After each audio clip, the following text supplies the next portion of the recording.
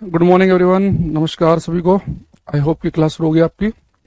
सुजाता कुमारी, रामपाल, कृष्णा, मीना, इन सबका सबसे पहले कमेंट हमारे पास में पहुंचे हैं। आई होप कि माहौल एकदम बिल्कुल ठीक चल रहा है।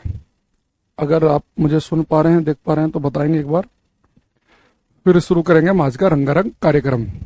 ठीक है। तो कल की क्लास में हमने जो है हीट चैप्टर स्टार्ट कर दिया था और एक क्वेश्चन जो है रामपाल जी, कृष्णा, मीना जी, हमने आपको होमवर्क के लिए दिया था।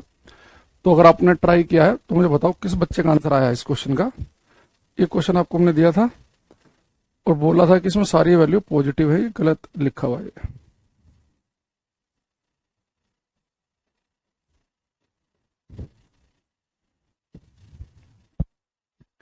क्वेश्चन नंबर 8 देखो, इसका आंसर आपको तुरंत देना है क्योंकि आपने ट्राई किया होना चाहिए आपको घर में पहले से ही है। तो उसने कहा कि किस बिंदु पर फ़ारेनहाइट तापमान सेंटीग्रेड तापमान का दुगुना है। सौमिक चक्रवर्ती ने दे दिया आंसर, यानी कि उन्होंने ट्राई किया है घर पे। भाई आपसे कहना चाह रहा है कि भाई कब ऐसा होगा कि फ़ारेनहाइट जो है सेंटीग्रेड का दुगुना होगा।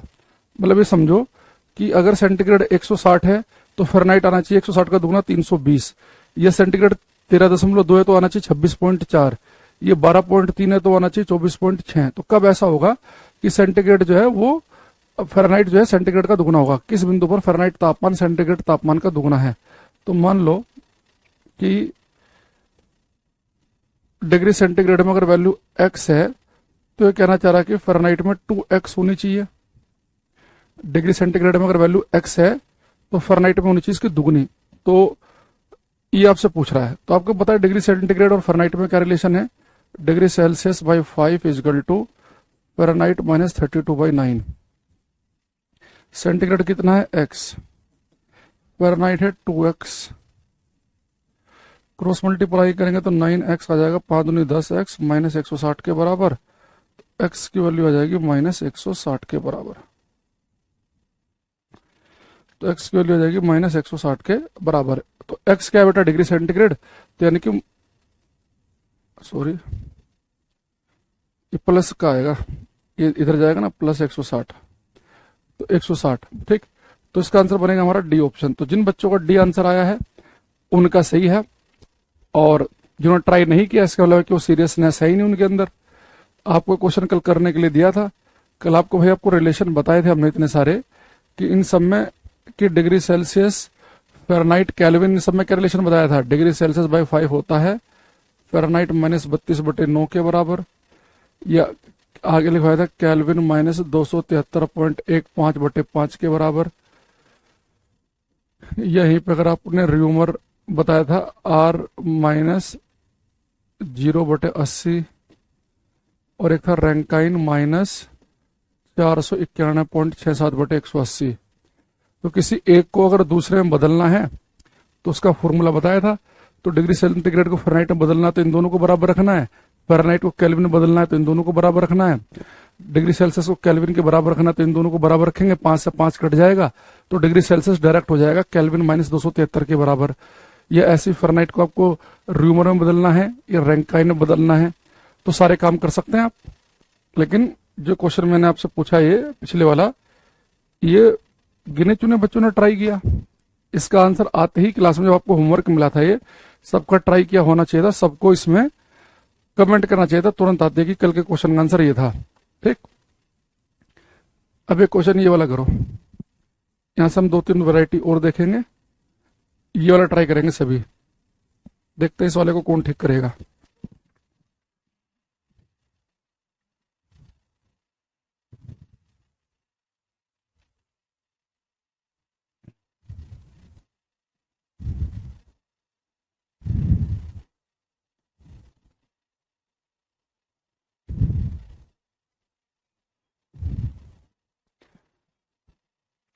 सब करो भाई क्वेश्चन। जो तक हमारे करिए ट्राई किए थे तो आंसर तो आपने दिया नहीं।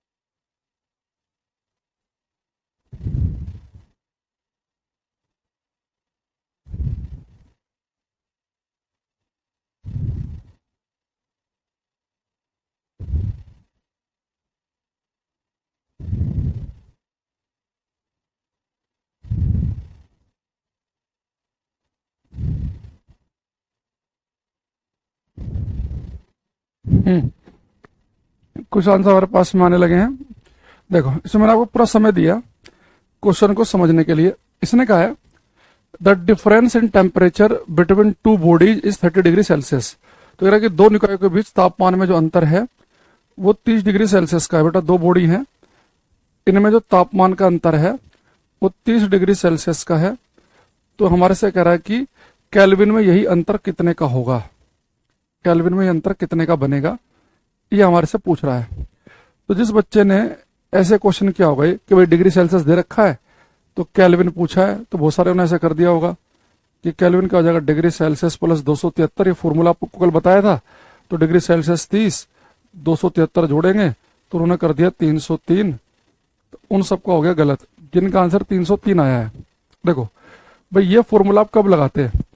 अगर मैं आपसे कहता है कि एक वस्तु का तापमान 30 डिग्री सेल्सियस है और एक वस्तु का तापमान 30 डिग्री सेल्सियस है, तो केल्विन में कितना बनता? 303। आपसे उसने कहा ही नहीं कि वस्तु का तापमान 30 है, उसने आपसे कहा है कि दो वस्तुओं के तापमान में अंतर 30 का है। तो तापमान में अंतर 30 का तो बेटा ऐसे भी हो सकता है कि इसका टेम्परेचर मैंने मान लिया 20, इसका 50, कोई फिक्स थोड़े ना है। इसका ले लो 50 तो इसका 80, इसका 100 तो इसका 130। उसने ये नहीं कहा कि वस्तु का तापमान 30 है। तो जिस वस्तु का तापमान 30 डिग्री सेल्सियस होता है केल्विन में कहेंगे 303। उसने कहा कि दो वस्तु के तापमान में अंतर 30 का है। या कभी वो कह दे कि एक वस्तु का तापमान 30 डिग्री सेल्सियस बढ़ गया, 30 है नहीं 30 बढ़ा, तो बेटा जब अंतर की बात करेगा वो कि दो वस्तु के तापमान में 30 डिग्री सेल्सियस का अंतर है, तो जब उसे केल्विन में निकालेंगे ना तो केल्विन में भी 30 का ही आएगा। डिग्री सेल्सियस में और केल्विन में जो डिफरेंस होता है वो सेम आता है। इस चीज को आज हम थोड़ा प्रूफ करके भी देखते हैं। अब मान लो पेपर में अचानक से क्वेश्चन आ गया कि दो वस्तुओं के तापमान में 30 का अंतर है, केल्विन में कितने का होगा? तो 30 का अंतर हम ऐसे करते हैं, अपने मन से मान लेते हैं कि भाई एक का तापमान एग्जैक्ट 100 है, एक का 130 है, तो डिफरेंस 30 का हो जाएगा। तो जिसका तापमान 100 डिग्री सेल्सियस है उसका केल्विन में कितना आएगा? भाई केल्विन क्या होता है? Degree Celsius plus 273। तो डिग्री सेल्सियस तो 100 है, 273 जोड़ना है तो 373 आ गया।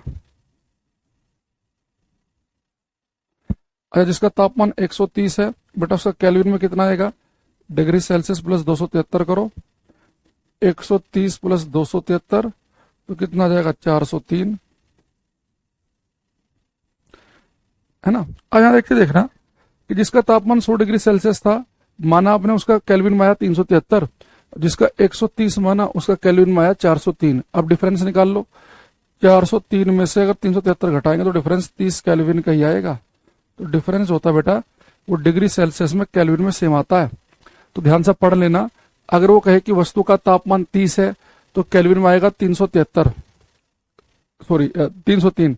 अगर तापमान डिग्री सेल्सियस 30 है, 273 जोड़ेंगे तो 303 केल्विन आएगा। पर वो कह रहा है कि दो वस्तुओं के तापमान में अंतर 30 का है, या एक वस्तु का तापमान 30 डिग्री बढ़ गया, 30 एग्जैक्ट नहीं है, 30 बढ़ा, तो केल्विन में भी 30 ही बढ़ेगा। दो वस्तुओं के तापमान में 20 डिग्री सेल्सियस का अंतर है तो केल्विन में भी 20 का ही होगा। तो डिफरेंस जो है डिग्री सेल्सियस में केल्विन में चलता है सेम। इसी चीज को आप ऐसे भी देख सकते थे। भाई कल हमने पढ़ा कि पानी जमता है 0 डिग्री सेल्सियस पे और उबलता है 100 पर, लेकिन केल्विन में जमता है 273 पे और उबलता है 373 पे। तो आप से देखो, पानी के जमने और उबलने में डिग्री सेल्सियस में कितने का डिफरेंस आ रहा है? 100 का। 0 पे पानी जम रहा है, 100 पे उबल रहा है, तो 100 डिग्री। ये अगर मैं डिफरेंस की बात करूं, डिफरेंस की, तो 100 डिग्री सेल्सियस का डिफरेंस आया, तो पानी के जमने उबलने में केल्विन में कितने का डिफरेंस आ गया? 100 का ही आ गया। तो अगर 100 डिग्री सेल्सियस का डिफरेंस 100 केल्विन के डिफरेंस के बराबर है तो 30 का डिफरेंस 30 के बराबर होगा। मैं ये नहीं कह रहा कि एक वस्तु का तापमान अगर 100 है तो केल्विन में 100 होगा। अगर वस्तु का तापमान 100 डिग्री सेल्सियस है तो केल्विन में तो 373 होता है। मैंने अगर डिफरेंस 100 डिग्री सेल्सियस का आ रहा है तो केल्विन में भी डिफरेंस 100 का ही आएगा।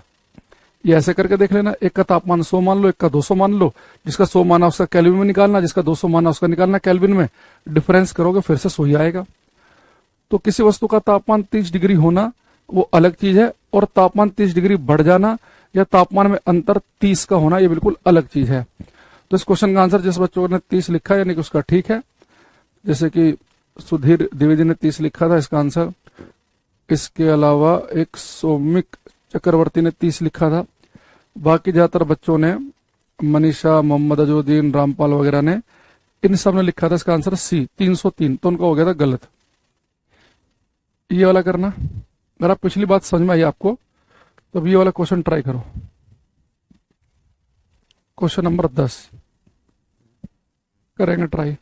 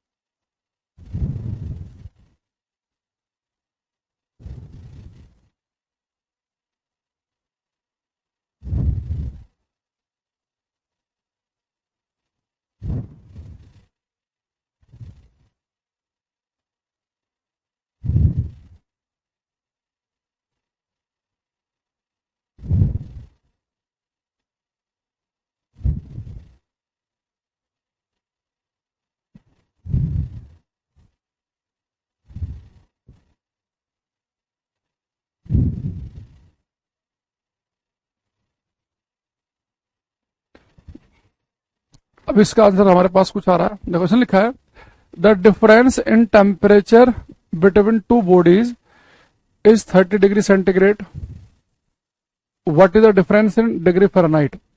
दो पिंडों के तापमान में 30 डिग्री सेंटीग्रेड का अंतर है तो फ़ारेनहाइट में कितना होगा, बेटा डिग्री सेल्सियस में अंतर है 30 का, दो वस्तुओं के तापमान में 30 डिग्री सेल्सियस का अंतर है, तो कह रहा है कि ये अंतर फ़ारेनहाइट में कितने का होगा। तो बेटा यहां पे इस बार 30 मट्टी लगा देना, डिग्री सेल्सियस में और केल्विन में डिफरेंस सेम होता है, डिग्री सेल्सियस फ़ारेनहाइट में सेम नहीं आएगा, चाहे तो आप यहां चेक कर लो।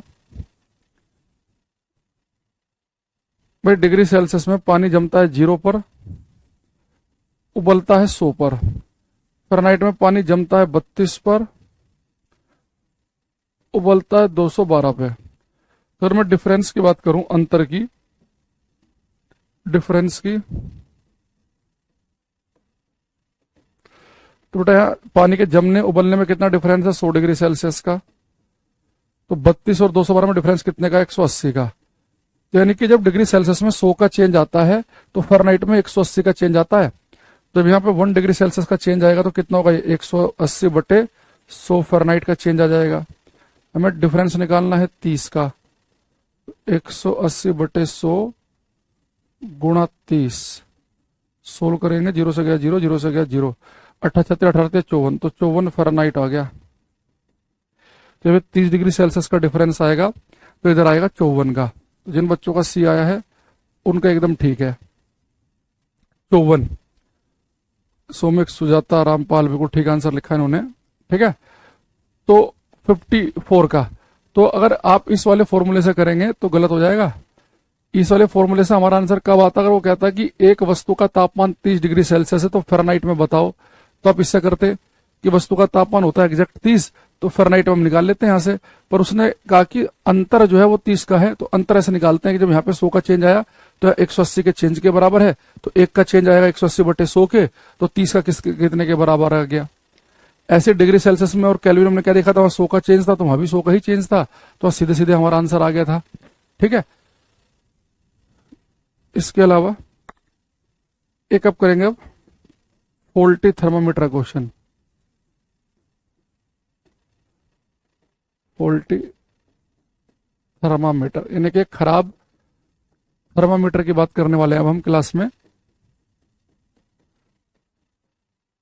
इसमें मैं ऐसी वैल्यू ले लेता हूं जो कैलकुलेशन करके सही आए, है ना।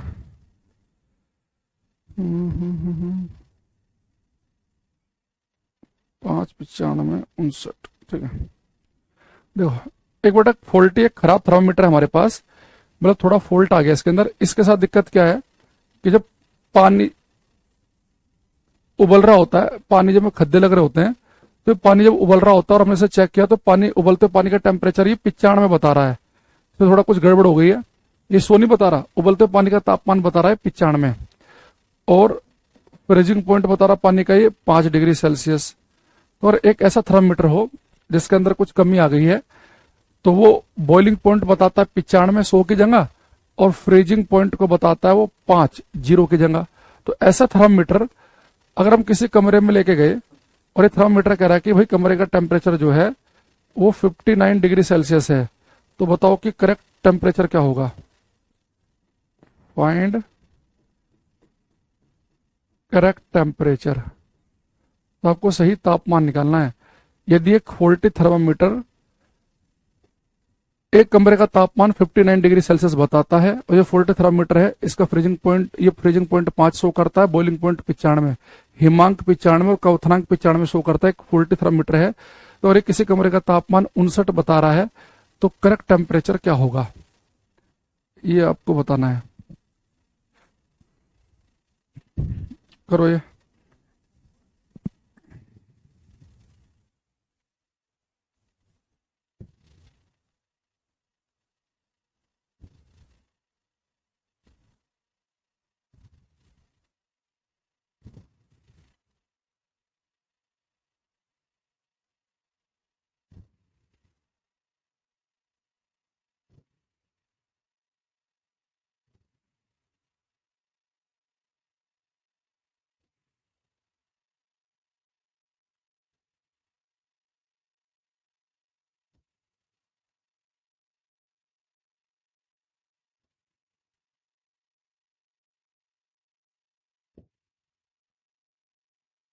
तो ट्राई करेंगे भाई इस क्वेश्चन को, बना किसे कुछ बात।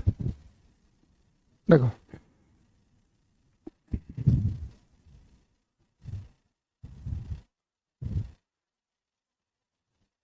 ये बेटा मेरे पास में वोल्टी थर्मामीटर है, ये सही नहीं है। और इसने कहा कि भाई एक वोल्टी थर्मामीटर है, इसमें फ्रीजिंग पॉइंट 5 और बॉइलिंग पॉइंट है कितना 95। ठीक, तो ये कह रहा है कि अगर ये किसी कमरे का टेम्परेचर 59 दिखा रहा है तो करेक्ट टेम्परेचर क्या होगा ये आपको बताना है। अच्छा, ये तो बेटा हमारे पास में था वोल्टी थर्मामीटर, तो जो करेक्ट टेम्परेचर है हमें वो बताना है। तो मेरे पास जो अगर करेक्ट थर्मामीटर हो तो उसमें बॉइलिंग पॉइंट कितना होता है, फ्रीजिंग पॉइंट कितना होता है। बॉइलिंग पॉइंट होता है वहां पे 100 डिग्री सेल्सियस और फ्रीजिंग कितना होता है 0। तो यानी कि जो वोल्टी थर्मामीटर है उसमें है 5 और 95 और करेक्ट वाले में कितना होता है 0 और 100 डिग्री सेल्सियस। तो इधर 5 डिग्री सेल्सियस 100 डिग्री सेल्सियस, इधर इस थोड़ा चेंज करने के लिए यहाँ पे डैश लगा देते हैं, 0 डिग्री सेल्सियस और 100 डिग्री सेल्सियस। अब कह रहा है अगर इस पर टेम्परेचर 59 है तो उस पर कितना होगा। तो मैंने कल आपको बताया था कि अगर आपको दो थर्मामीटर में रिलेशन बनाना है, जैसे डिग्री सेल्सियस फ़ारेनहाइट बनाना हो, फ़ारेनहाइट केल्विन बनाना हो, तो कैसे बनाते हैं हम। पहले तो इन्हें बराबर लिख लो, डिग्री सेल्सियस को किसके बराबर लिख लिया हमने, डिग्री सेल्सियस डैश के बराबर। फिर मैंने कहा था कि इन्हें किससे डिवाइड करते हैं हम, बॉइलिंग पॉइंट और फ्रीजिंग पॉइंट के डिफरेंस से। तो 95 में से 5 जाएगा तो 90 आएगा, और यहाँ 100 में से 0 जाएगा तो डिफरेंस आएगा 100। ऊपर मैंने कहा था कि इनका फ्रीजिंग पॉइंट घटा दो, यहाँ पे 5 घटेगा, यहाँ घटेगा 0। तो इस वोल्टी थर्मामीटर में और करेक्ट थर्मामीटर में आपको रिलेशन निकालना पड़ेगा। जैसे कल आपने डिग्री सेल्सियस फ़ारेनहाइट में रिलेशन कैसे निकाला था, डिग्री सेल्सियस को फ़ारेनहाइट के बराबर रखा था, फिर आपने क्या किया था, डिफरेंस से भाग कर दिया था, इधर 100 आया था, इधर 180 आया था, फिर ऊपर फ्रीजिंग पॉइंट घटा दिया था, इधर 0 आया था, इधर 32 आया था।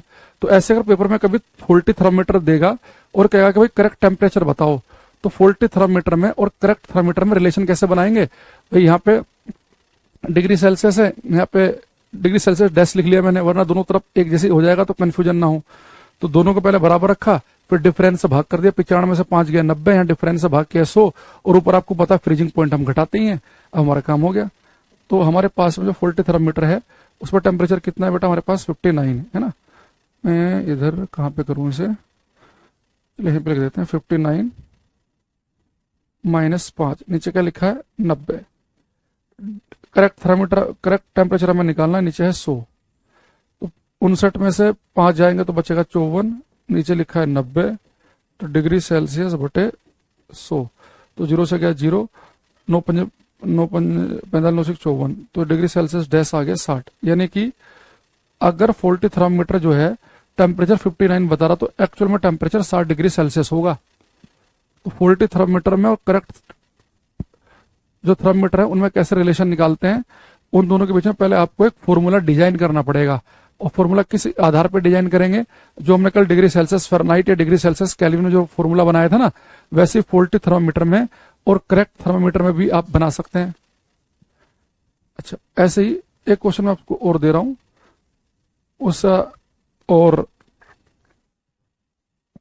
इससे पता चलेगा कि आपको ये चीज समझ में आई कि नहीं। बेटा हमारे पास में एक वोल्टी थर्मामीटर है,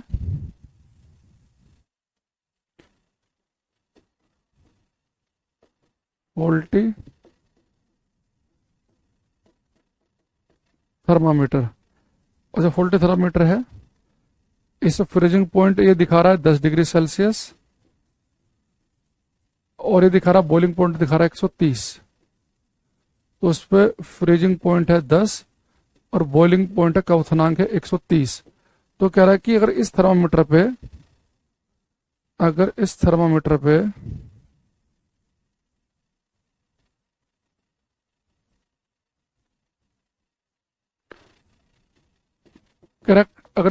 पे टेम्परेचर 60 डिग्री सेल्सियस हो तो करेक्ट टेम्परेचर क्या होगा ये आपको बताना है। अगर टेम्परेचर 60 डिग्री है तो करेक्ट क्या होगा ये आपको बताना है, सही तापमान क्या होगा। इस बार तो कर लेना, पिछले क्वेश्चन से मैंने आपको कॉन्सेप्ट बता दिया। तो वोल्टी थर्मामीटर दे दिया, वोल्टी का आपको फ्रीजिंग पॉइंट और बॉइलिंग पॉइंट दोनों बता देगा। अगर ये थर्मामीटर किसी कमरे का तापमान 60 डिग्री बता रहा है तो करेक्ट तापमान क्या होगा ये आपको बताना है। करो भाई, इस बार तो सब बच्चे कर रहे हैं इस क्वेश्चन को, पिछले का आंसर बहुत कम का आया है।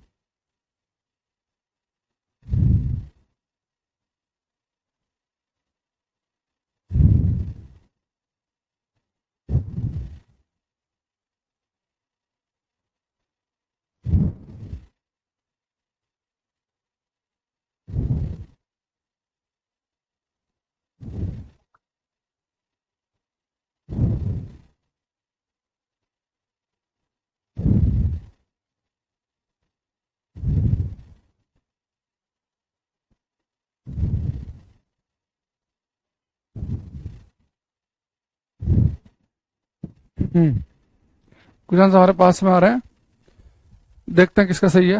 देखो ये बेटा वोल्टी थर्मामीटर है, अब मुझे इसके साथ मुझे करेक्ट टेम्परेचर बताना है। तो करेक्ट थर्मामीटर के साथ में हम क्या करेंगे, करेक्ट थर्मामीटर जो होता है, सही वाला जो थर्मामीटर है,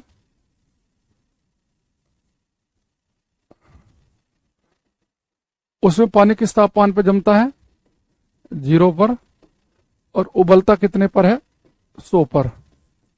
ठीक, तो उनमें रिलेशन बना लो, यहां पर डैश लगा दो क्योंकि दोनों तरफ डिग्री सेल्सियस ही लिखा है। तो रिलेशन बनाने के लिए क्या करेंगे, डिग्री सेल्सियस किसके बराबर हो गया, डिग्री सेल्सियस डैश के डिफरेंस से डिवाइड करेंगे। 130 में से 10 जाएगा तो कितना बचेगा, 120, और यहाँ पे 100 में से 0 जाएगा तो बचेगा 100। और ऊपर हम क्या घटाते हैं, इनके फ्रीजिंग पॉइंट, यहाँ 10 घटेगा और यहाँ कितना घटेगा, 0। तो इनके बीच में रिलेशन बन गया ये। जैसे डिग्री सेल्सियस फ़ारेनहाइट में बनाया था ना रिलेशन, तो डिफरेंस से डिवाइड करते हैं और ऊपर ये फ्रीजिंग पॉइंट घटाना मत भूलना। तो डिग्री सेल्सियस कितना है पे 60, 60 माइनस 10 बटे 120, डिग्री सेल्सियस 10 बटे 100, 0 से 0 कट गया। ठीक है, तो कितना गए, 60 में 10 गया 50, तो 50 बटे 12 इजकल टू डिग्री सेल्सियस 10 बटे 10। तो डिग्री सेल्सियस 10 कितना आ गया, 500 बटे 12 के बराबर। तो 4 दूनी 8, 4 तिया 12, 4 एकम 4, 4 दूनी 8, 4 पंजे 20, 125 बटे 3। तो 3 चौक 12, 3 एकम 3, 2 3 छंग 18, 41 पॉइंट कुछ करके आया होगा ना, 67 डिग्री सेल्सियस। हाँ, 41.67 जिसका आया है उसका बिल्कुल ठीक आंसर है। ये 125 बटे 3 लिखा है आपने, जो 50 लिख रहे हैं उन सबका गलत है। 50 कैसे आ जाएगा भाई, ये आपने लग रहा है 10 नहीं घटाया, इसलिए जान पूछ के हमने ऐसा रखा कि 120 दिखे और यहाँ 60 रख के आप 60 दूनी 120 करके ये 50 आंसर दे दो। वही रिलेशन जब आप निकालते हैं, डिग्री सेल्सियस को डिग्री सेल्सियस डेस्क के बराबर रखा, नीचे डिवाइड करते हैं, डिफरेंस है 130 में से 10 गया तो 120 आया, यहाँ 100 में से 0 गया तो डिफरेंस आया 100। लेकिन ऊपर बेटा फ्रीजिंग पॉइंट में तो घटाते हैं, ये घटाना भूल गए जो बच्चे 50 बता रहे हैं, किसी का 500/13 पता नहीं कैसे आ गया। बेटा नीचे डिफरेंस लिखते हैं, बॉइलिंग पॉइंट नहीं लिखते। 130 क्यों लिख दिया आपने, नीचे 120 आएगा। भाई आप एक चीज बताओ, जब आपने डिग्री सेल्सियस और फ़ारेनहाइट में रिलेशन बनाया था तो इसी आधार पे तो बनाया था। डिग्री सेल्सियस में पानी जमता है 0 पर, उबलता है 100 पर। यहाँ पानी जमता है 32 पर, उबलता है 212 पर। तो कैसे रिलेशन बनाया था, डिग्री सेल्सियस को किसके बराबर रखा, फ़ारेनहाइट के, डिवाइड किससे किया था, डिफरेंस से। 100 में से 0 गया तो 100 और 212 में से 32 गया तो 180। ऊपर फ्रीजिंग पॉइंट घटाया 0, या फ्रीजिंग पॉइंट हिमांक घटाया 32, तो अभी तो रिलेशन आया था ये। तो वही चीज हमने यहाँ पे भी की है। तो और एक चीज को आपको दूसरे में बदलना होता है तो रिलेशन ऐसे तो निकालते हैं, वैसे हमने यहाँ किया। डिग्री सेल्सियस को डिग्री सेल्सियस डेस्क के बराबर रखा, डिफरेंस से डिवाइड किया, ऊपर फ्रीजिंग पॉइंट घटा दिया। इसी के लास्ट वैरायटी और देख लो, इसी में ही एक आपसे कैसे पूछ सकता है क्वेश्चन, वो यहां देखना।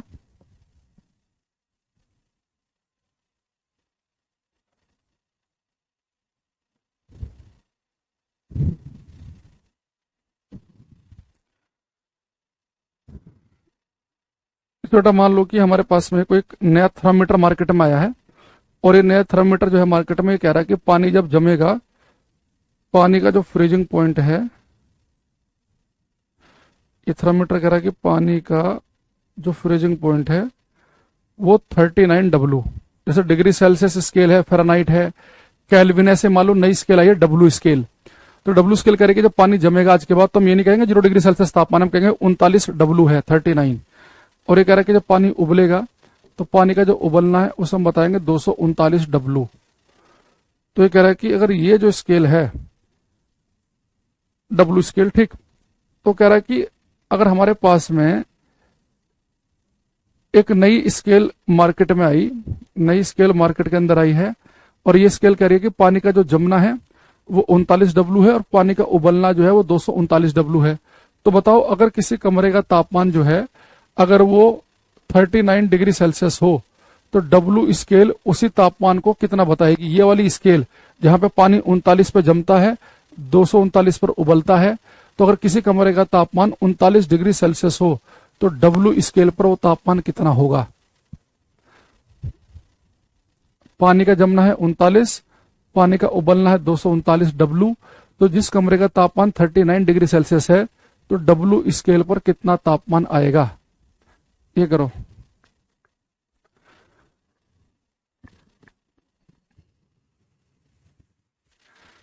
तो ज्यादा तुम्हारा 45.82 कैसे आया है ये, बाकी सबका तो क्लास में 41.67 आ रहा है।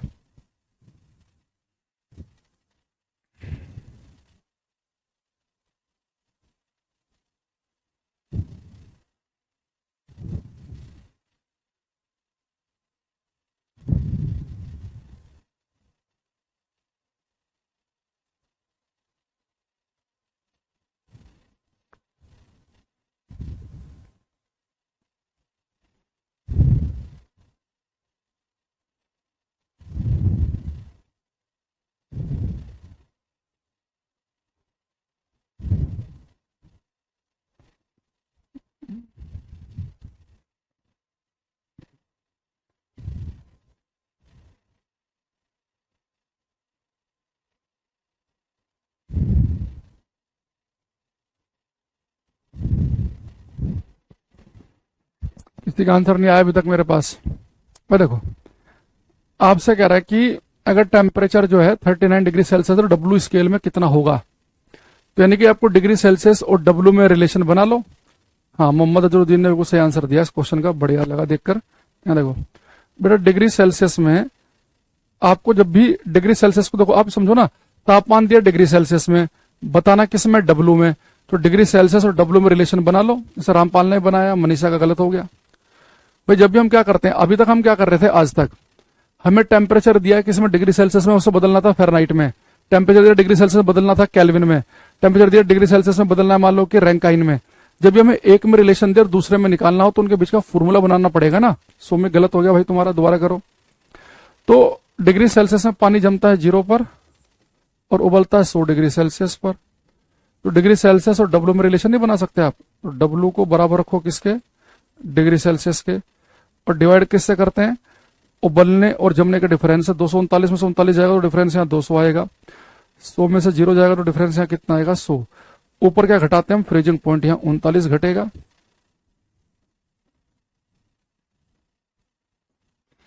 और यहाँ कितना घटेगा, 0। ये रिलेशन आ गया इनके बीच में। भाई जब भी आप देखो तापमान दिया किसमें, डिग्री सेल्सियस में, निकालना किसमें, जिसमें भी निकालना है, डब्ल्यू में निकालना है, तो उनके बीच में रिलेशन बना सकते हैं आप। ज्योता कुमारी ने भी सही किया एकदम। बेटा डब्ल्यू तो आपको निकालना है, -39, नीचे लिखा है 200, डिग्री सेल्सियस में कितना दिया, 39, नीचे लिखा है 100, तो 100 दूनी 200, 39 को 2 में मल्टीप्लाई होगी इधर, ये ऊपर लिखा है डब्ल्यू -39, नीचे लिखा है 2, ये 39 की 2 में मल्टीप्लाई हो जाएगी, और ये 39 उधर जाकर प्लस का हो जाएगा, तो सोल्व करेंगे 117 आएगा। तो जिनका आंसर 117 आया उनका ठीक है, 212, 224, 215 वालों का बिल्कुल गलत है। और इसका एक बच्चे का 2 ही आया। भाई की बताओ, आप देखो तापमान दिया किसमें, डिग्री सेल्सियस में, निकालना किसमें, अगर ये मुझे मैं कहता कि फ़ारेनहाइट में निकाल लो तो आप तुरंत भाग के निकाल देते, लेकिन टेम्परेचर दिया डिग्री सेल्सियस में, निकालना है डब्ल्यू में, तो डिग्री सेल्सियस डब्ल्यू में रिलेशन बनाना पड़ेगा। और रिलेशन बनाने के लिए जो इन्फॉर्मेशन चाहिए वो आपको दे रखी है कि यहाँ फ्रीजिंग पॉइंट कितना है, बॉइलिंग पॉइंट कितना है। तो जिनमें रिलेशन चाहिए उन दोनों को पहले बराबर रखते हैं, डिफरेंस से डिवाइड कर देते हैं, और ऊपर जो फ्रीजिंग पॉइंट है वो घटा देते हैं, है ना। तो ये आप ऐसे कर सकते हैं। तो पेपर में वो आपको 2 ही तरीके से इसमें पूछ सकता है। तो फोल्टी थर्मामीटर के नाम से ज्यादा पूछता है कि खराब थर्मामीटर है, वो पानी का जमना 39 बता रहा है, उबलना 239 बता रहा है, तो बताओ अगर सही तापमान 39 है तो इस फोल्टी पर कितना होगा, या बोल देगा फोल्टी पर इतना है तो करेक्ट कितना होगा। तो उनमें रिलेशन बनाना पड़ेगा फोल्टी थर्मामीटर में और करेक्ट में। तो आप फोल्टी वाला का डिग्री सेल्सियस ही रखना और करेक्ट वाला डिग्री सेल्सियस डैश रखना। तो देख लेना, अगर करेक्ट दे रखा होगा तो फोल्टी टेम्परेचर पूछ सकता है, या फोल्टी देके करेक्ट पूछ सकता है। या फिर कई बार वो कह देगा अपने आप से कि एक थर्मामीटर है उसमें टेम्परेचर पानी जमता है 20 पी पर, उबलता है 150 पी पर, तो अगर इस पे तापमान 90 पी है तो डिग्री सेल्सियस में कितना होगा, है ना। तो इस तरह की बातें आपसे पूछ सकता है पेपर में। तो वो आपको भाई कैसे कैसे निकाल सकते हैं वो आपको करना है। अच्छा, एक क्वेश्चन मेरा आपसे ये है, एक क्वेश्चन पेपर में फैक्ट पूछ रखा है ये कि जो क्लिनिकल थर्मामीटर होता है, जो क्लिनिक में जो डॉक्टर यूज करता है जिससे आपका टेम्परेचर मेजर करता है, जो क्लिनिकल थर्मामीटर होता है, इस पे टेम्परेचर की रेंज क्या होती है क्लिनिकल थर्मामीटर पे। तो जैसे घर में भी होता है ना, छोटा थर्मामीटर होता है जिसे आपकी जीभ के नीचे रखते हैं, बगल में दबा देते हैं। तो क्लिनिकल थर्मामीटर में ऐसे तो है नहीं कि भाई वो तो आपको पता आपकी बॉडी का टेम्परेचर नापने के लिए क्लिनिकल थर्मामीटर, तो बॉडी का टेम्परेचर है 37 डिग्री सेल्सियस, तो उसमें जो रेंज होगी उसके आसपास का ही टेम्परेचर होगा। भाई आपका तापमान 37 डिग्री सेल्सियस के आसपास ही तो हो सकता है। यह फ़ारेनहाइट में 98.6 है तो उसके आसपास से होगा। ऐसा तो है नहीं कि हमारा शरीर का तापमान है 37 डिग्री सेल्सियस तो कभी 150 डिग्री तो नहीं पहुंचेगा, ठीक है। तो अब यहाँ पे देखना, जो क्लिनिकल थर्मामीटर होता है उसमें जो टेम्परेचर होता है अगर वो डिग्री सेल्सियस में रहता है 35 डिग्री सेल्सियस से 42 डिग्री सेल्सियस तक, यानी 42 से 35 से 42 तक, तो हमारा शरीर का तापमान होता है 37, तो हमारा तापमान बढ़ के मैक्सिमम 42 तक ही जा सकता है, 37 तक ही। इससे कम हो गया तो आदमी मर जाएगा, इससे ऊपर भी मर जाएगा। डब्ल्यू क्या है, ऐसे ही कुछ भी स्केल बना दी, डिग्री सेल्सियस फ़ारेनहाइट से हमने डब्ल्यू लिख दिया, ठीक। अब ऐसे ही फ़ारेनहाइट में जो ये होता है, ये फ़ारेनहाइट में रेंज रहती है 94 फ़ारेनहाइट से लेकर 108 फ़ारेनहाइट तक। तो स्वस्थ मनुष्य के शरीर का तापमान कितना होता है 98.6 फ़ारेनहाइट, तो 98.6 है स्वस्थ का, तो बढ़ते बढ़ते 104, 105, 106, 108 फ़ारेनहाइट तक जा सकता है, या घटते घटते 94 तक, इससे नीचे भी आदमी खत्म, इससे ऊपर भी खत्म। तो जो क्लिनिकल थर्मामीटर है इसमें टेम्परेचर की रेंज क्या होती है, कहां से कहां तक का तापमान रहता है, ये पेपर में हमारे से पूछ लेता है। तो डिग्री सेल्सियस में अगर रेंज पूछेगा तो 35 से 42 बताएंगे, और फ़ारेनहाइट में पूछेगा तो रहती है 94 से 108, ठीक है। और ह्यूमन बॉडी टेम्परेचर कितना होता है वो आपको पता ही है। दूसरा, अगर मैं आपसे कहूं कि टेम्परेचर की एसआई यूनिट क्या है, एसआई यूनिट ऑफ टेम्परेचर, तापमान का एसआई मात्रक। वही टेम्परेचर को हम डिग्री सेल्सियस में भी नापते हैं, फ़ारेनहाइट में भी, केल्विन में भी, र्यूमर में भी और रैंकाइन में भी, लेकिन इसकी एसआई यूनिट क्या है तो आप क्या बताएंगे? तो तापमान की जो एसआई यूनिट होती है, ध्यान रखना, डिग्री सेल्सियस पर टिक मत लगा देना, ये होती है केल्विन। केल्विन, तो ये आपको ध्यान रखना है। तो देखो हम कल की क्लास से क्या क्या बातें इस चैप्टर में पढ़ चुके हैं, बड़े ध्यान समझना। कल की क्लास से हम पढ़ चुके हैं, पहले सबसे पहले यहाँ पे दो तीन बातें हम देखेंगे। हमने कहा आपसे कि टेम्परेचर मेजर करने के लिए किस स्केल है? डिग्री सेल्सियस, एक फ़ारेनहाइट, एक केल्विन, ये तीनों फेमस स्केल हैं, एक र्यूमर और एक रैंकाइन, ये 5 स्केल हैं। फिर आपको मैंने क्वेश्चन बताया था इसमें कि डिग्री सेल्सियस और फ़ारेनहाइट दोनों सेम रीडिंग किस तापमान पे देंगे, ये मोस्ट इंपोर्टेंट क्वेश्चन है। तो डिग्री सेल्सियस और फ़ारेनहाइट दोनों सेम रीडिंग देते हैं -40 पर। फिर एक क्वेश्चन हमने आपको कराया था कि फ़ारेनहाइट और केल्विन दोनों सेम रीडिंग कब देंगे, तो इसका आंसर बताया था मैंने आपको 574.25। और मैंने कहा था इसे याद रखना कि अगर पेपर में आ गया कि फ़ारेनहाइट और केल्विन दोनों सेम रीडिंग कब देंगे, तो केल्विन तो कभी माइनस में जा ही नहीं सकता, यानी कि प्लस वाली जो हमने वैल्यू याद की थी वो आंसर है प्लस 574.25। डिग्री सेल्सियस भी माइनस में जा सकता है, फ़ारेनहाइट भी, तो यहाँ पे यानी कि माइनस वाली जो वैल्यू याद की है वो सही है। ठीक। तीसरा, अगर मैं आपसे कहूं कि बताओ किस टेम्परेचर पर डिग्री सेल्सियस और केल्विन सेम रीडिंग देंगे, तो आपका आंसर क्या होगा? कोई बच्चा बता सकता है? जैसे डिग्री सेल्सियस और फ़ारेनहाइट दोनों सेम रीडिंग देते हैं -40 पर, यानी कि -40 डिग्री सेल्सियस -40 फ़ारेनहाइट के बराबर। फ़ारेनहाइट और केल्विन सेम रीडिंग देते हैं 574.25 पर, यानी कि 574.25 फ़ारेनहाइट किसके बराबर है? 574.25 केल्विन के। लेकिन डिग्री सेल्सियस और केल्विन सेम रीडिंग कब देंगे? बढ़िया किया राहुल, आपने सारी क्लास देखकर लाइव आए हो तो बहुत अच्छा किया, फिर तो बढ़िया है तो।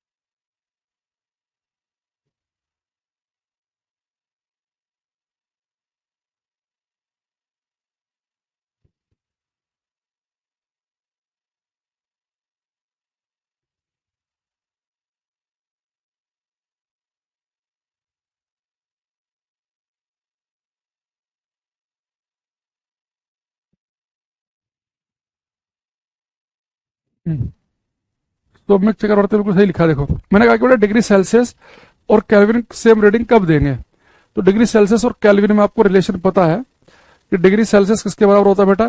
केल्विन -273 के। अब मैंने कहा कि दोनों सेम रीडिंग कब देंगे, तो आप मान लो कि डिग्री सेल्सियस और केल्विन सेम रीडिंग देंगे, मान लो x तापमान पे, है ना, x पे आपने मान लिया, तो डिग्री सेल्सियस कितना x, केल्विन भी कितना x, बेटा x तो कट ही जाएगा, यानी कि यहाँ पे आप कभी वैल्यू निकाल ही नहीं पाओगे। भाई आपने माना है कि डिग्री सेल्सियस और केल्विन सेम रीडिंग देंगे x तापमान पे, तो उस x की वैल्यू कभी निकल के आ ही नहीं पाएगी, यानी कि डिग्री सेल्सियस और केल्विन कभी सेम रीडिंग, कभी दोनों सेम नहीं होंगे। जैसे degree Celsius Fahrenheit same reading देते हैं -40 पे, फ़ारेनहाइट केल्विन इतने पर, डिग्री सेल्सियस केल्विन कभी सेम रीडिंग नहीं देंगे कि डिग्री सेल्सियस में भी तापमान 100 और केल्विन में भी 100, तो आप लिखेंगे नॉट पॉसिबल, ये संभव नहीं है। तो एक तो आपको बात ध्यान रखनी है, पेपर में सबसे ज्यादा ये बात पूछी जाती है कि किस तापमान पर डिग्री सेल्सियस फ़ारेनहाइट सेम पाठ्यांक प्रदर्शित करते हैं, सेम रीडिंग देते हैं -40 पर। कभी कभी आ जाता है कि फ़ारेनहाइट और केल्विन सेम रीडिंग कब देंगे? 574.25 पर। और एक क्वेश्चन आता है गलत कराने के लिए कि डिग्री सेल्सियस केल्विन कब बराबर देंगे, बच्चे यहाँ भी -40 लिख देते हैं, तो डिग्री सेल्सियस और केल्विन कभी सेम नहीं होंगे। ठीक है, तो इस बात को ध्यान रखना है। अच्छा, इसके अलावा एक, ये आपको मैं सारा पूरा रिवाइज करा देता हूँ।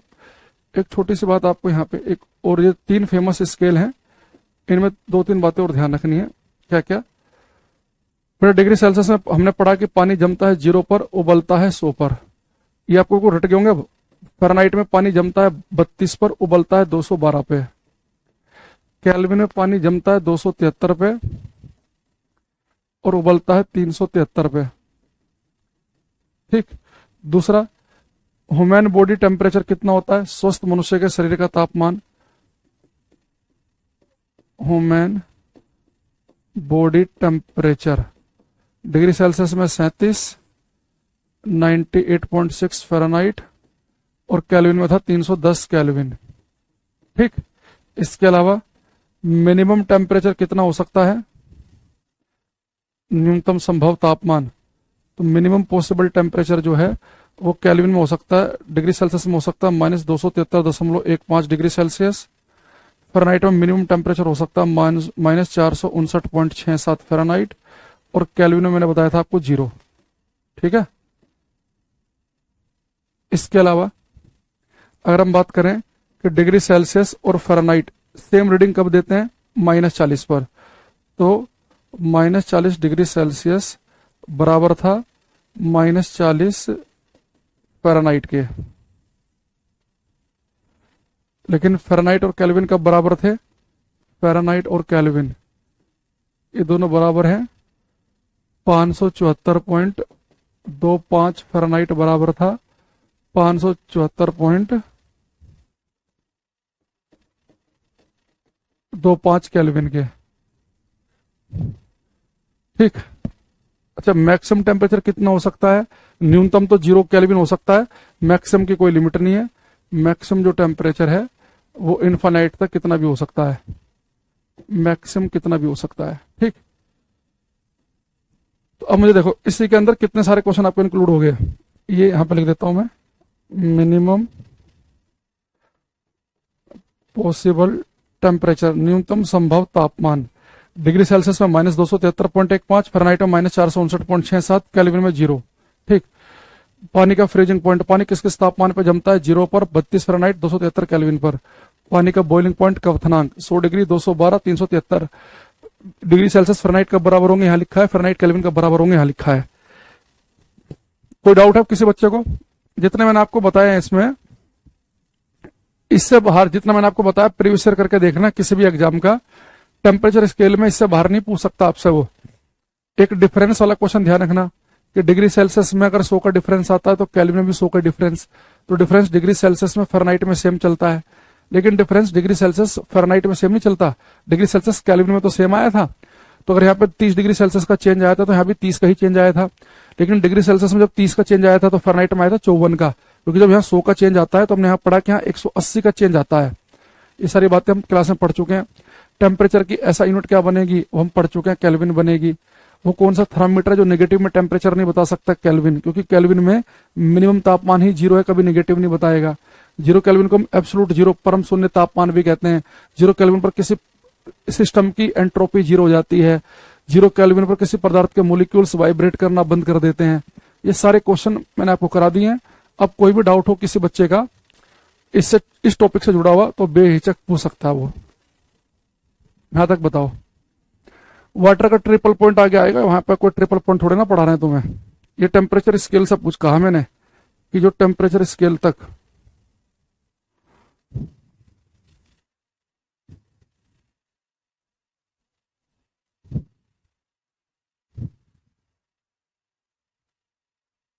फॉर्मूला बनाना आ गया सभी को। एक तो फॉल्टी में और सही में थर्मीटर में कैसे फॉर्मूला बनाएंगे वो जरूर आना चाहिए।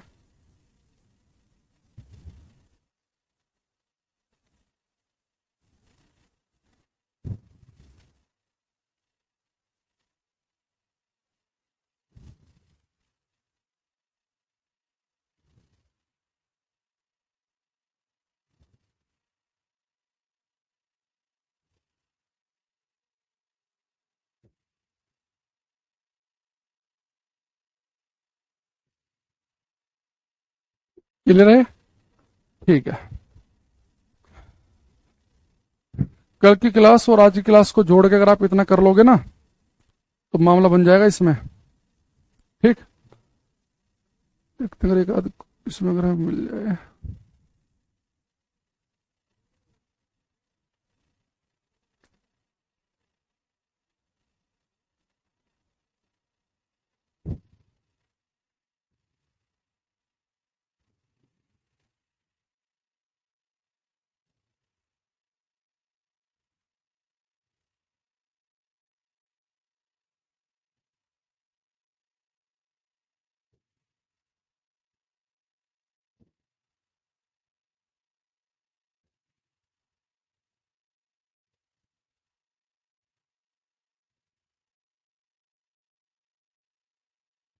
दो तीन क्वेश्चन करना,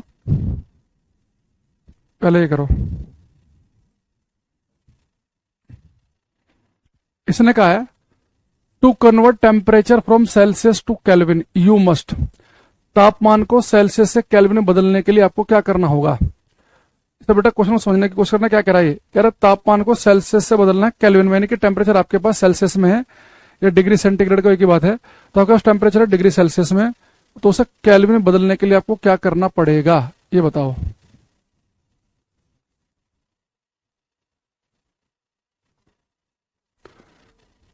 ये 273 लिखा है बेटा हर जगह, यहाँ पे थोड़ा सा गड़बड़ हो गया, 273 है ये।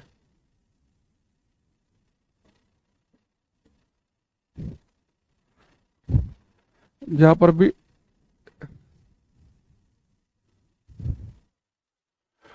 तापमान को सेल्सियस से केल्विन में बदलने के लिए क्या करेंगे, तो बेटा देखो, अगर आपके पास टेम्परेचर सेल्सियस में है, तो मैंने कल आपको बताया था कि सेल्सियस से सी तो जो है छोटी वैल्यू है, तो सेल्सियस में 273 अगर हम जोड़ देंगे तो केल्विन बन जाएगा।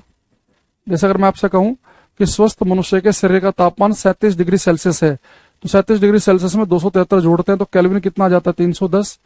तो अगर आपको तापमान को सेल्सियस से केल्विन में बदलना हो तो आपको 273 जोड़ना पड़ेगा सेल्सियस से केल्विन में आने के लिए। लेकिन अगर हमारे पास टेम्परेचर होता केल्विन में, तो केल्विन में से 273 घटाएंगे तो डिग्री सेल्सियस पे पहुंचेंगे। रामपाल तुम्हारा गलत है बेटा, ये सी कैसे हो जाएगा इसका। मैंने कल आपको बताया था कि भैया केल्विन क्या होता है, डिग्री सेल्सियस प्लस 273, और डिग्री सेल्सियस क्या होता है, केल्विन माइनस 273, यानी कि डिग्री सेल्सियस है तो 273 जुड़ेगा और केल्विन है तो 273 घटेगा। तो आपको कन्वर्ट करना है, सेल्सियस से केल्विन में जाना है, तो तापमान सेल्सियस में था उसे केल्विन में बदलना है, तो 273 जोड़ देंगे। संदीप सिंह बिल्कुल ठीक है। अब यहाँ पे देखो क्वेश्चन लिखा है to convert heat taken on Kelvin scale to Celsius scale, Kelvin पैमाने पर ली गई ऊष्मा को सेल्सियस पैमाने में बदलना है। तो इस बार आपको केल्विन को बदलना है सेल्सियस में, तो टेम्परेचर केल्विन में हो तो केल्विन में 273 घटाते हैं, तो आपको लिखना पड़ेगा मस्ट सब्ट्रैक्ट 273, है ना। तो अगर आपके पास टेम्परेचर केल्विन में है तो 273 घटा दो तो डिग्री सेल्सियस आ जाएगा। तो ध्यान से पढ़ेगा, कई बार आसान क्वेश्चन भी गलत हो जाता है, सेल्सियस से 273 जुड़ता है और केल्विन में 273 घटता है। मैंने इसका तरीका भी बताया था याद करने का कि एबीसीडी में सी पहले आ जाता है, सी यानी कि छोटा नंबर है, एबीसीडी में के बाद में आता है, के बड़ा नंबर है, तो बड़े में से घटाते हैं और छोटे में जोड़ते हैं। ये तरीका भी बताया था आपको। ये करना क्वेश्चन ध्यान से, क्वेश्चन नंबर 22।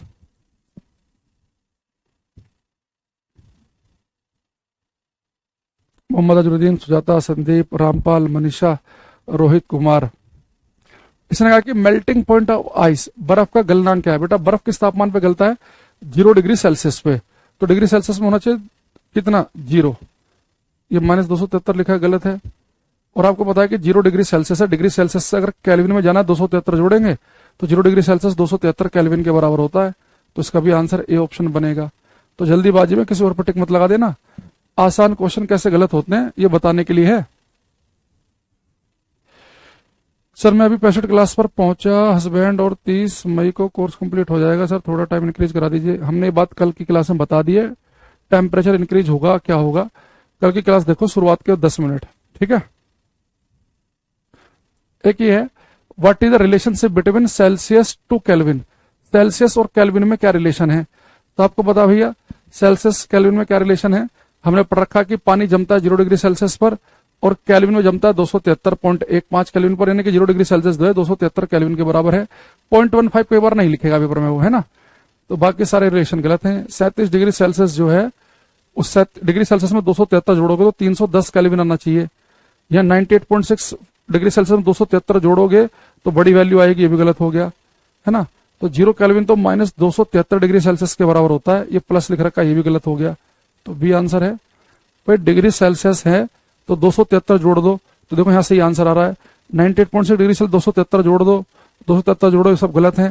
केल्विन में 273 घटता है तो 0 में से 273 घटाएंगे तो माइनस में वैल्यू आएगी, तो 23वें का बी आंसर बनेगा, ठीक है।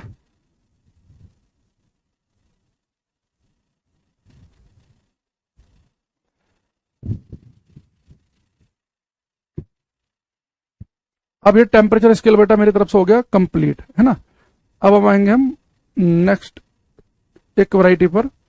अब मैं आपको पढ़ाऊंगा Newton's law of cooling, Newton का शीतलन का नियम। लेकिन न्यूटन के शीतलन के नियम को शुरू करने से पहले एक क्वेश्चन आपको दिखा रहा हूं, थोड़ा कुछ लॉजिक वॉजिक लगा के आज तक आपने जितना पढ़ा है उस करना। ये करो सभी।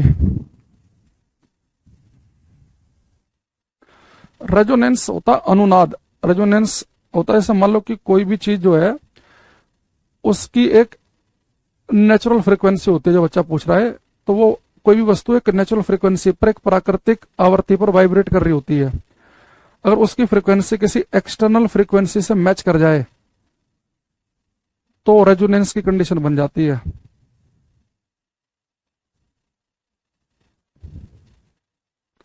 ये करो भाई। और चलती क्लास में ना ये बिना टॉपिक से अलग मत पूछा करो, या तो बिल्कुल क्लास के स्टार्टिंग में पूछा करो या क्लास के लास्ट में।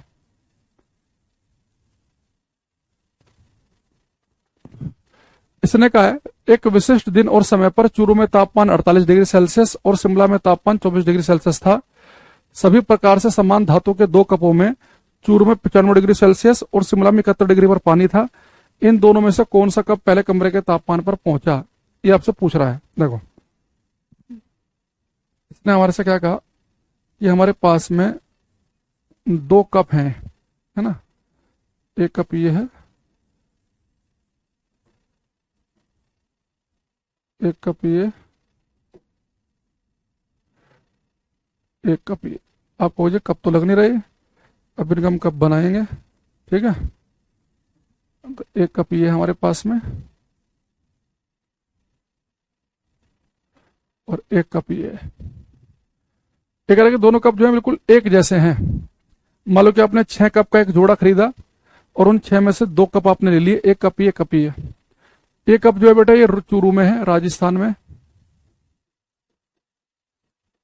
और एक कप है शिमला, हिमाचल प्रदेश, ठीक। अब भी जो चूरू में जो टेम्परेचर है वो 48 डिग्री सेल्सियस है, शिमला का तापमान है 24 डिग्री सेल्सियस, और जो चूरू में जो बेटा कप में जो पानी है ये 95 डिग्री सेल्सियस पर है, और इसमें जो पानी है वो 71 डिग्री सेल्सियस पर है। तो कह रहा है कि कौन सा कप जो है कमरे के तापमान पर पहले पहुंचेगा, ठीक है। अब आप ये समझो कि पहले तो कमरे के तापमान पे पहुंचेंगे ही क्यों भाई। इसका तापमान 95 है कप का और चूरू का है 48। तो हीट जो है, एनर्जी जो है, उष्मा जो है, हीट हमेशा हाई टेम्परेचर से लो टेम्परेचर की तरफ को फ्लो करती है। अगर एक वस्तु गर्म और ठंडी हो तो हीट गर्म से ठंडी की तरफ को जाएगी। तो वस्तु का तापमान ज्यादा है, कमरे का वातावरण का कम है, तो वस्तु अपनी हीट कमरे में फेंकेगी। कब तक? जब तक कि दोनों का तापमान बराबर ना हो जाए, फिर फ्लो करना बंद हो जाएगा, ना हीट इधर जाएगी ना उधर जाएगी। अच्छा, इसका तापमान 71 है, कमरे का 24 है, तो यहाँ पर भी क्या होगा, हीट जो होगी वो कहाँ जाएगी, इस पानी से जाएगी कमरे के अंदर, जब तक दोनों का तापमान बराबर ना हो जाए। तो कह रहा है कि कौन सा कप 95 वाला 48 पे जल्दी पहुंचेगा कि 71 वाला 24 पे जल्दी पहुंचेगा। तो आप इस बात को ध्यान रखना कि कोई भी वस्तु जो है वो अपनी एनर्जी को, अपनी हीट को जो लॉस करती है, कोई वस्तु कितना तेजी के साथ ठंडा पड़ेगी, अपनी गर्मी को फेंक कर लॉस करके कितना जल्दी ठंडी पड़ेगी, किसी वस्तु के जो ठंडे होने की दर है, जो रेट ऑफ कूलिंग है, किसी वस्तु की जो हीट लॉस करने की जो दर होती है, जो कितना तेजी के साथ ठंडी पड़ जाएगी, वो केवल इस बात पर डिपेंड नहीं करता कि वस्तु का तापमान क्या है, वो केवल इस बात पर डिपेंड नहीं करता कि कमरे का तापमान क्या है। कोई वस्तु कितना तेजी के साथ ठंडी पड़ेगी ये डिपेंड करता है उस वस्तु और कमरे के तापमान में अंतर कितना बड़ा है। तो मान लो कि एक वस्तु है 250 डिग्री सेल्सियस पे और कमरे का तापमान है 20, तो 250 डिग्री वाली चीज ना बहुत तेजी के साथ अपनी हीट कमरे में फेंक रही होगी और 250 से अपना तापमान 240 तुरंत कर लेगी बहुत जल्दी, क्योंकि वस्तु के तापमान कमरे के तापमान में बहुत बड़ा अंतर है।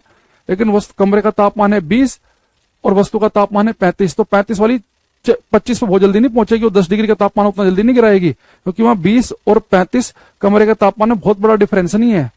तो वस्तु के तापमान में और कमरे के तापमान में जितना बड़ा डिफरेंस होगा, वस्तु उतना तेजी के साथ हीट फेंक रही होगी। अब यहाँ देखना, ये 95 पे वस्तु, ये 48 पे है, तो मैं डिफरेंस निकालूंगा तो 47 डिग्री सेल्सियस का आएगा। 71 में से 24 घटाएंगे तो भी डिफरेंस 47 का ही आएगा। यानी जितना तेजी के साथ ये अपनी हीट कमरे में फेंक रही होगी 95 वाली चीज, उतना ही तेजी के साथ 71 वाली भी फेंक रही होगी 24 वाले कमरे में। तो दोनों कमरे के तापमान बिल्कुल एक साथ पहुंचेंगे। तो कोई वस्तु जो है वो कितना तेजी के साथ अपनी हीट कमरे में फेंकती है, कितना तेजी के साथ ठंडा पड़ेगी, उसके लिए केवल वस्तु का तापमान मत देखो, केवल वातावरण का मत देखो, उनका डिफरेंस देखो। तो अगर डिफरेंस सेम है तो जैसे ये 95 वाली चीज पहुंचेगी यहाँ पर 48 पर, वैसे 71 वाली भी 24 पर ही पहुंच जाएगी। तो हमारा जो आंसर बनेगा इस क्वेश्चन का वो बनेगा सी ऑप्शन, कि both cups reach room temperature at the same time. दोनों कप समान एक ही समय पर कमरे के तापमान पर पहुंचेंगे। और अब इसके लिए हम यहाँ पर लिखेंगे Newton's law of cooling, Newton का शीतलन का नियम, Newton's law of cooling, Newton का शीतलन का नियम। न्यूटन्स लॉ ऑफ कूलिंग, तो न्यूटन का शीतलन का नियम क्या कहता है कि किसी वस्तु के जो ठंडे होने की दर है, ठंडा होने वाला है कि कितना तेजी के साथ वो अपनी हीट वातावरण में फेंकेगी, उसकी हीट को लॉस करने की जो दर है वो वस्तु और वातावरण के तापमान में जो अंतर है उसके प्रोपोर्शनल, उसके समानुपाती है। तो आप लिखेंगे हम according to Newton's law of cooling, according to Newton's law of cooling, rate of cooling is directly proportional to, rate of cooling is directly proportional to temperature difference between system and surroundings, temperature difference between system and surroundings। अब हिंदी में लिखवा रहा हूं। अच्छा आप लोग भाई, आपका लगभग सिलेबस खत्म ही होने वाला है, लास्ट चैप्टर है ये। तो मैं जो प्रैक्टिस करा रहा हूं रात को 9 बजे होती है बुधवार बृहस्पतिवार को फिजिक्स की, कैरेविल गवर्नमेंट एग्जाम चैनल पे, उसमें आप लोग आते हो कि नहीं आते हो? अब आप अपनी तैयारी को टेस्ट करो, तो रात को 9 बजे आ जाया करो कैरेविल गवर्नमेंट एग्जाम चैनल पे। अगर आपको चैनल नहीं मिले तो टेलीग्राम पे तो आप सभी जुड़े ही होंगे मेरे, अंकुर सर फिजिक्स, ये टेलीग्राम चैनल है, इस पर मैं लिंक डाल देता हूँ जो क्लास होती है, अंकुर सर फिजिक्स आप लिखेंगे टेलीग्राम पे, और जिसमें 26.4 हजार बच्चे होंगे वो टेलीग्राम चैनल ज्वाइन कर लेना, है ना। और इसमें लिंक मिल जाएगा, रात को 9 बजे क्लास हो रही है, और जो जो टॉपिक आपने कर ली उन्हीं की करा रहा हूं अभी मैं क्लास। तो प्रैक्टिस कितनी बढ़िया हुई आपकी, कितना आप पढ़ चुके हैं, आपको आइडिया हो जाएगा।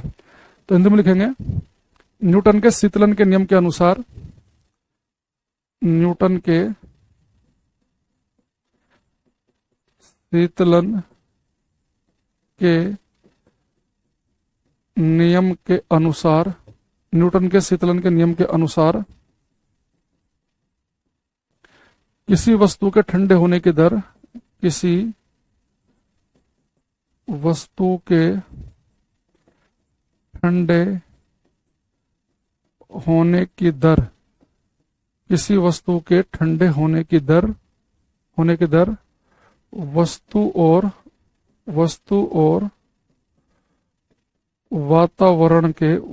और वातावरण के तापांतर के समानुपाती होती है। किसी वस्तु के ठंडे होने की दर वस्तु और वातावरण के तापांतर के समानुपाती होते हैं। यानी कोई वस्तु कितना देर ठंडी पड़ेगी वो इस बात पर डिपेंड करेगा कि वस्तु और वातावरण के तापमान में कितना बड़ा अंतर है। अगर आप ये बात को समझ पाए हो तो ये क्वेश्चन करना ध्यान से।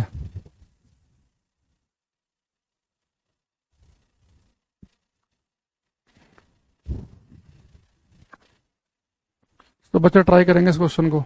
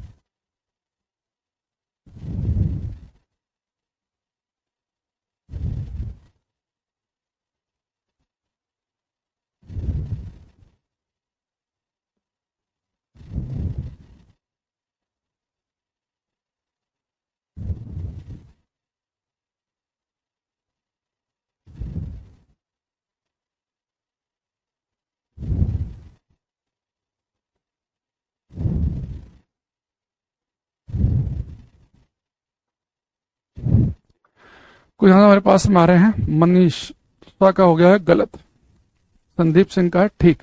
देखो बेटा, आपको मैंने कहा था कि कोई वस्तु कितनी ठंडी पड़ेगी, उसके लिए आपको वस्तु और वातावरण के तापमान में अंतर देखना है। यहाँ पे अंतर आपने वस्तु के तापमान में देख लिया कि 90 से 75 हुई 25 सेकंड में, 15 डिग्री तापमान गिरा वस्तु का, और फिर 75 से 60 यानी कि 15 अगले कितने में गिर जाएगी। बेटा मैंने कहा था कि वस्तु और वातावरण के तापमान में अंतर देखना है। अब आप एक बार समझो कि वस्तु जो है ये 90 से 75 हुई 25 सेकंड में। बट अगर 90 से 75 25 सेकंड में पहुंची है तो 75 60 भी 15 25 सेकंड में नहीं पहुंचेगी। इंदु कुमारी, सौमिक, रोहित, मोहम्मद अजुद्दीन लाइन से सबका गलत है, संदीप सिंह को छोड़ के। अब एक बार समझो कि वस्तु 90 से 75 क्यों हुई होगी, यानी इसने अपनी हीट वातावरण में फेंकी होगी। तो अब मान लो कि जो रूम टेम्परेचर है, कमरे का जो तापमान है, वो मैंने मान लिया कि 20 डिग्री सेल्सियस है। कमरे का तापमान कम रखना है, तभी तो हीट कमरे में जाएगी। अब बेटा कमरे का तापमान मैंने मान लिया 20, तो शुरुआत में इसका तापमान था 90 डिग्री सेल्सियस। तो बेटा जब इसका 90 था, कमरे का तापमान था 20, तो डिफरेंस कितने का था, 70 का। वस्तु और वातावरण के तापमान में अंतर देखना है, तो डिफरेंस था 70 का। इसने फटाफट अपनी हीट फेंकी और 25 सेकंड में 75 डिग्री पहुंच गया। लेकिन बेटा वस्तु 75 पहुंच जाएगी तो वस्तु का तापमान 75 और कमरे का कितना है 20, तो अब डिफरेंस निकालेंगे तो 55 का ही आया। तो जितना तेजी के साथ हीट पहले कमरे फेंकी जा रही थी, क्या उतना ही तेजी के साथ अभी फेंकी जाएगी, नहीं, अब डिफरेंस छोटा हो गया। जब डिफरेंस बड़ा तो फटाफट हीट कमरे फेंक रहे थे, तो 15 डिग्री तापमान 25 सेकंड के अंदर गिर गया था। अब ये 15 डिग्री तापमान गिरने में 25 सेकंड से अधिक का समय लगेगा। भाई कोई भी जो वस्तु है, अगर मैं आपसे कहूं कि कोई वस्तु 100 से 90 डिग्री तक पहुंच गई 2 मिनट में, तो 90 से 80 पहुंचने में 2 मिनट से अधिक का समय लगेगा। भाई वस्तु का तापमान 100 है, कमरे का तापमान मान लो कि 0 डिग्री है, तो डिफरेंस बना 100 डिग्री का। तो इसने फटाफट 2 मिनट में अपनी हीट कमरे फेंकी, 100 से 90 पहुंच गया। लेकिन जब वस्तु 90 पे पहुंच जाएगी, कमरे का तापमान कितना है 0, तो डिफरेंस 100 की जगह 90 ही रह गया। अब उतना तेजी के साथ कमरे में हीट नहीं जाएगी। तो जैसे जैसे कोई वस्तु ठंडे होते होते कमरे के तापमान के नजदीक पहुंचने लगती है, जैसे 90 से 75 हो गया, कमरे का तापमान है 20, तो पहले वस्तु का तापमान 90 था, कमरे का 20 था, डिफरेंस था 70 का। तो फटाफट हीट फेंकी, 25 सेकंड के अंदर ही तापमान 75 पहुंच गया। लेकिन अब कमरे इसका तापमान पहुंच गया 75, कमरे का 20, डिफरेंस तब तो केवल 55 का ही रह गया। तो जितना तेजी के साथ पहले हीट कमरे में फेंकी जा रही थी, उतना ही तेजी के साथ नहीं फेंकी जाएगी। तो अगर पहले 15 डिग्री तापमान गिरने 25 सेकंड लगे, तो 15 गिरने 25 से अधिक का समय लगेगा। इसका आंसर बनेगा सी ऑप्शन। गलत कराने के लिए आ जाते हैं ऐसे क्वेश्चन। एक और आ गया, बैच वैलिडिटी इंक्रीज कर दीजिए। कल की क्लास देखो, शुरू के 5 मिनट है ना, और चलती क्लास में एक ही लाइन को लेकर मत आया करो बार बार। रोज एक ही कहानी बार बार नहीं सुनाई जाएगी कि तुम हर 10 मिनट में एक बच्चा आ जाएगा और एक एक कहानी 5 बार सुनाई जाए। तो समझ में आई बात भाई ये सभी को? तो आप इस बात को ऐसे, लॉजिक को ऐसे याद कर लेना कि अगर मान लो कोई वस्तु जो है वो 100 डिग्री से 90 डिग्री पहुंच रही है 2 मिनट में, तो 90 से 80 पहुंचने में 2 से ज्यादा मिनट लगेंगे, और 80 70 पहुंचने में और ज्यादा टाइम लगेगा, 70 60 पहुंचने में और अधिक समय, 60 से 50 पहुंचने में और अधिक समय। तो वस्तु ठंडे होते होते कमरे के तापमान के नजदीक पहुंचते तो समय बढ़ने लगता है। जैसे एक क्वेश्चन आप इसका और करेंगे।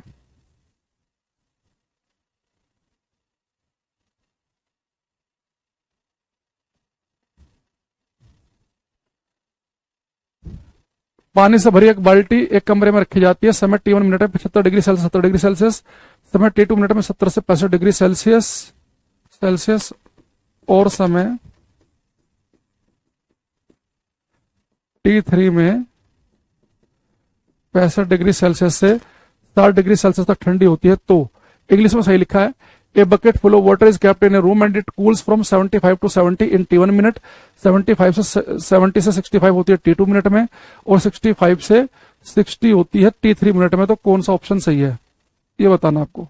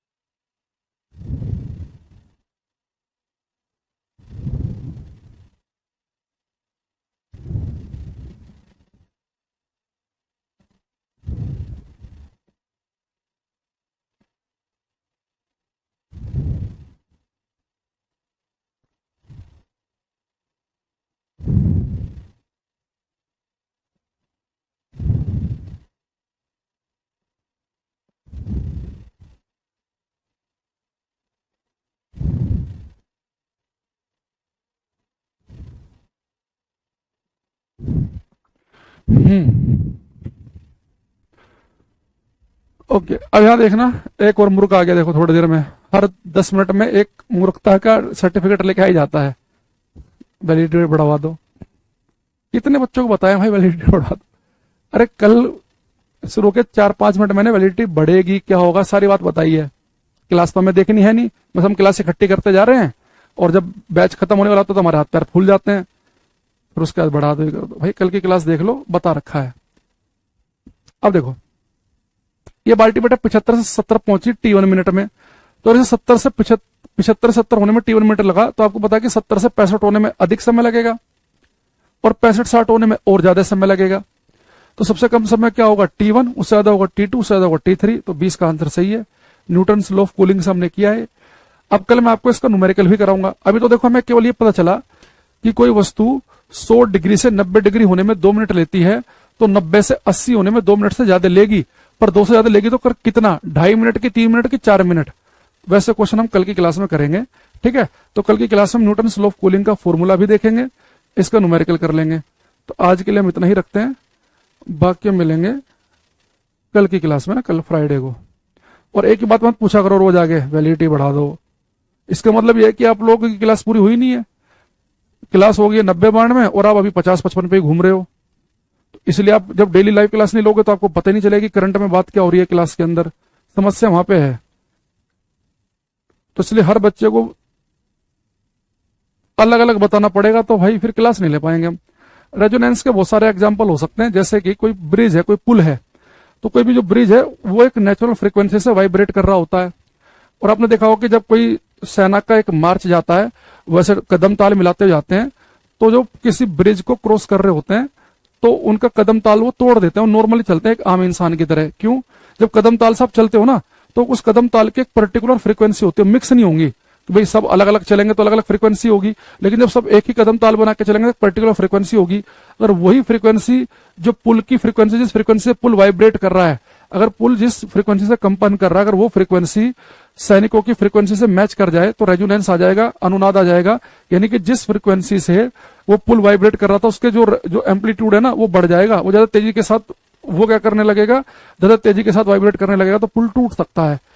ऐसे कई बार आपने देखा होगा कि जैसे कोई पर्टिकुलर म्यूजिक पे कप प्लेट बजने लगते हैं, तो कप प्लेट एक पर्टिकुलर फ्रीक्वेंसी से वाइब्रेट करते हैं, तो अगर म्यूजिक की फ्रीक्वेंसी और कप प्लेट के वाइब्रेट करने की फ्रीक्वेंसी मैच करके रेजोनेंस आ जाएगा, तो अब वो जो कप प्लेट आपको ज्यादा तेजी के साथ वाइब्रेट करते हुए दिखाई देंगे। तो किसी नेचुरल फ्रीक्वेंसी का किसी एक्सटर्नल फ्रीक्वेंसी के साथ मैच हो जाना, ये रेजोनेंस कहलाता है। ठीक है, चलो बाकी मिलेंगे हम कल। Thank you.